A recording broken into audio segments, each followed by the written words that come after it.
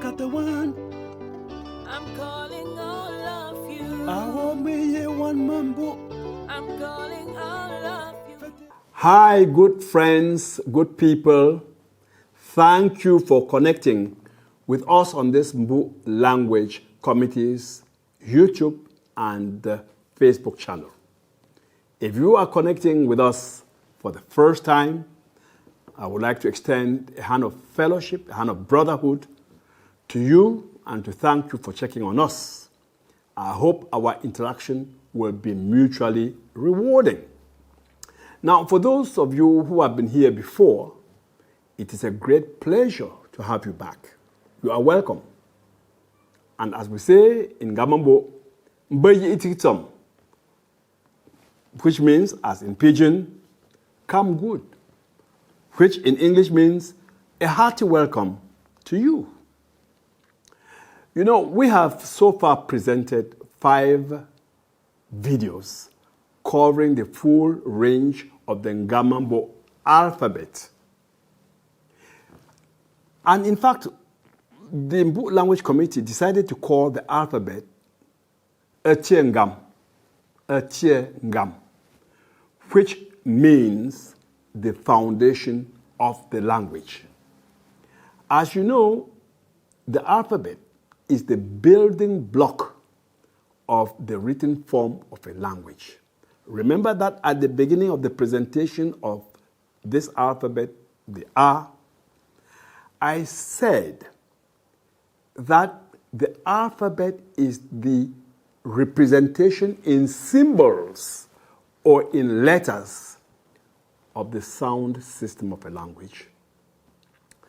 You must have seen when I was presenting the alphabets that I gave examples of words in which those letters occurred, and I gave their transcription. In other words, I gave the written form of the word you were hearing.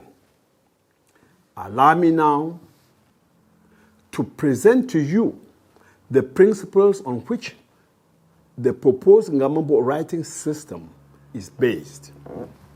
Now, I use the word proposed advisedly because we have just scratched the surface of Ngamambo. We are at the beginning of our research on Ngamambo. This is work in progress. And we may, or others may in the future, improve on what we've done by giving you another way of analyzing the data. The first thing to note is that a writing system, whatever the language, is a convention. What do we mean by it's a convention? It simply means that the writing system of a language is what the speakers of that language have agreed to as the written representation in symbols or letters of what they are saying. So as you can imagine, there are different alphabets in world languages. But please bear with us that we will dwell only on the proposed Ngamambo writing system. Another important point I would like to highlight is that all languages have consonants and vowels. As a reminder, remember I said this at the beginning, English has 26 letters of the alphabet, of which 21 are consonants and 5 are vowels. Ngamambo has 57 letters of the alphabet, of which 47 are consonants and 9 are vowels. However, all languages do not have the same vowels or consonants. In fact, some languages have sounds that other languages don't have. In fact, African languages, for example, in general, have sounds that many non-African languages do not have. So let's take English, for example. English does not have v. Remember? V. when we did V, which is the second letter or the third letter of the Ngamambo alphabet. After A, B, we have V. So we have V to appear. English does not have V. Ngamambo has V in V to appear, Vunu to bow, to stoop, Vur, wood ash, Vura to confuse or to be confused. English again does not have f, as in foot. Ngamambo has foot as eating meat, eating fish, eating chicken. And then we have fura, which is a basket. So English does not have, these are just the simple examples. There are many other examples that I could quote, but these two will do it to show that there are letters for the alphabet in Ngamambo, like V and F, that English does not have. This just goes to tell you that each language has its own internal genuses. So, given the diversity in world languages, and you can imagine the diverse nature of languages in the world, linguists introduced the International Phonetic Alphabet, called the IPA for short, as an attempt to represent in writing all or most of the sounds in the world's languages.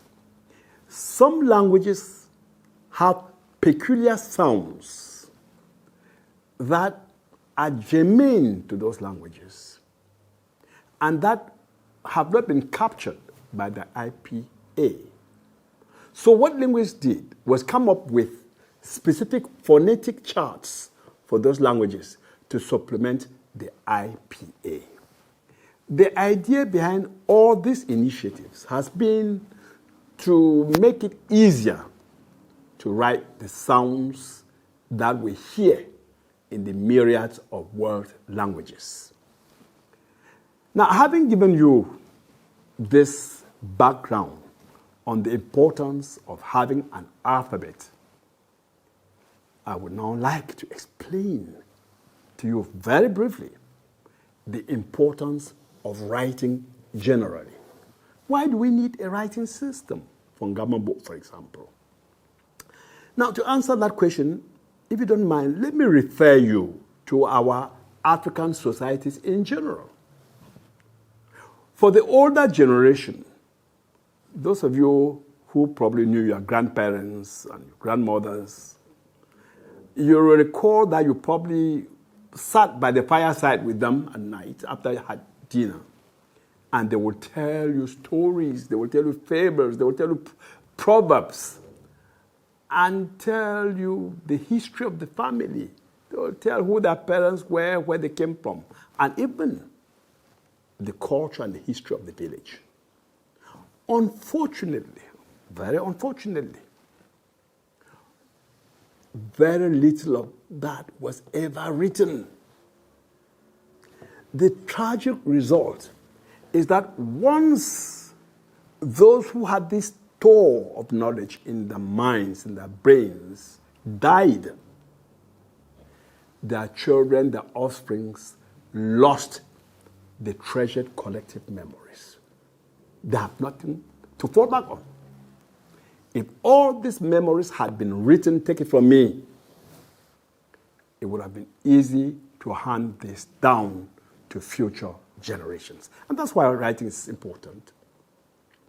In fact, there is a Latin proverb that says, verba volant, scripta manent, which simply means that the spoken words fly away while the written words remain. This is a statement on the importance of writing. The spoken word flies away when the speaker, with the speaker, while the written word remains. So you see that writing remains. The spoken word dies some with those who spoke. if it was not written. So a formal writing system facilitates easy communication across cultures and within a given speech community. So for us speakers of Ngamambo, we have the Menimo people in Meta, the Mogamo people in Batibo, and we have our sister villages like Baba, Mbe, Nja, Ngamambo, and Ngamambo.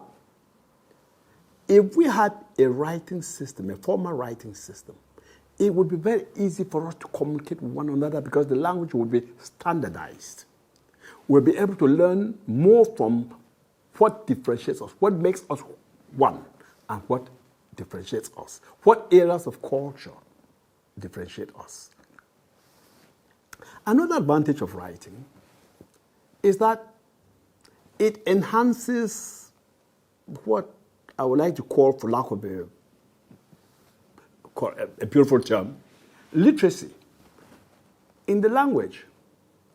And this helps to develop the culture of the people. Another advantage of writing is that a written language is a form of a people's cultural and linguistic warehouse in which they store, they archive their history and achievements for easy transmission to future generations. Furthermore, a written language gives birth to literary creativity. Writers come up, storytellers, musical artists, historians.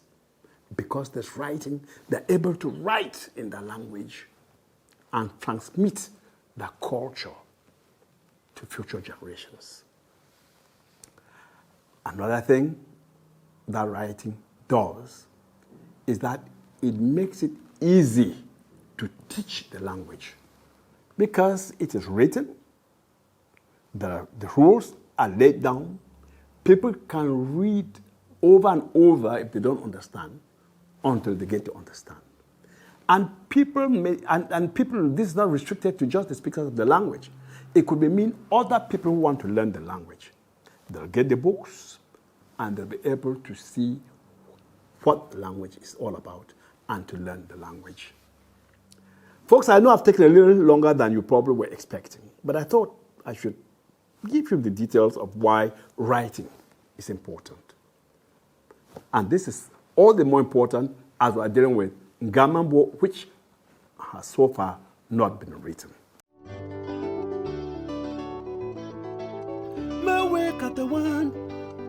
I'm calling all of you. I want me one mambo. I'm calling